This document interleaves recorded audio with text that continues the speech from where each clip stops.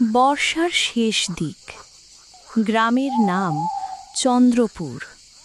চারদিকে ধান ক্ষেত, মাঝখানে একটি পুরনো পুকুর, লোকমুখে যার নাম কালু পুকুর। সন্ধ্যের পর কেউ ওই পুকুরের ধারে যায় না। কারণ আছে। প্রায় ২৫ বছর আগে ওই পুকুরের পাশেই থাকত রেনু বেগম। স্বামী মারা যাওয়ার পর একা থাকত সে। গ্রামের লোকজন তাকে ভালো চোখে দেখত না। কেউ বলতো সে তন্ত্রমন্ত্র জানে, কেউ বলতো সে বিষ দিয়ে মানুষ মারে। প্রমাণ ছিল না, কিন্তু ভয় ছিল। একদিন গ্রামের ৩ জন মানুষ হঠাৎ অসুস্থ হয়ে মারা যায়। লক্ষণ ১, মুখ দিয়ে কালচে ফেনা বের হচ্ছিল। গ্রামবাসী সিদ্ধান্ত নেয় রেনুই দোষী। প্রমাণ ছাড়াই এক অন্ধকার রাতে তারা রেনুকে ধরে নিয়ে যায় কালো পুকুরের ধারে। রেনু চিৎকার করছিল, আমি নির্দোষ, আল্লাহর কসম, আমি কিছু করিনি।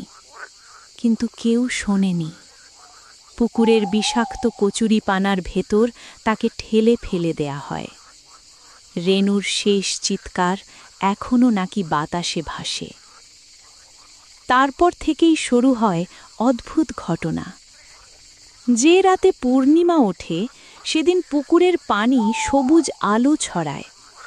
যারা কৌতূহলবশত কাছে যায় তারা অচেতন হয়ে পড়ে।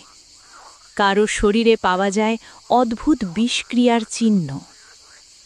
বছর কয়েক পর গ্রামে আসে শহর থেকে পড়াশুনো শেষ করে ফেরা আরিফ। সে এসব গল্পে বিশ্বাস করত না। এক রাতে বন্ধুর সাথে বাজি ধরে সে পুকুরের ধারে যায়। রাত তখন প্রায় ১২টা। হঠাৎ সে শুনতে পায় নারীর ফিসফিস কণ্ঠ, তোমরা সবাই বিষ, তোমাদের রক্তেও বিষ। আরিফ ঘুরে দাঁড়ায়, দেখে পুকুরের পানির ওপর দাঁড়িয়ে আছে এক নারী। চুল ভেজা, চোখ সম্পূর্ণ কালো, মুখে বিষাক্ত সবুজ ফেনা। সে রেনু। আরিফ দৌড়াতে চায়, কিন্তু পা নড়ে না। বুকের ভেতর জ্বালা শুরু হয়, শ্বাস নিতে কষ্ট হচ্ছে।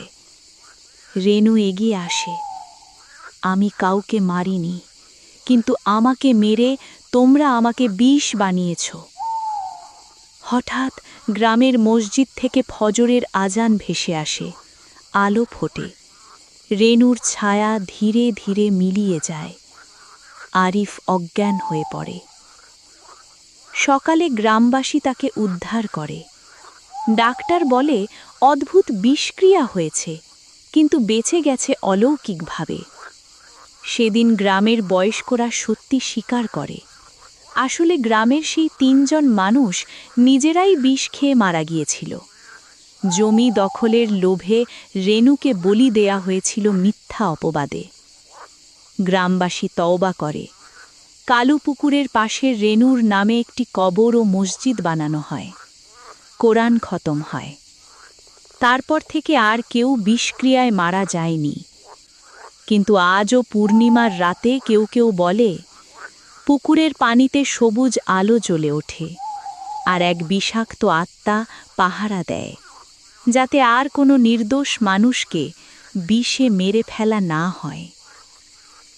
মানুষের মনই সবচেয়ে বড় বিষ বা সবচেয়ে বড় ওষুধ হতে পারে।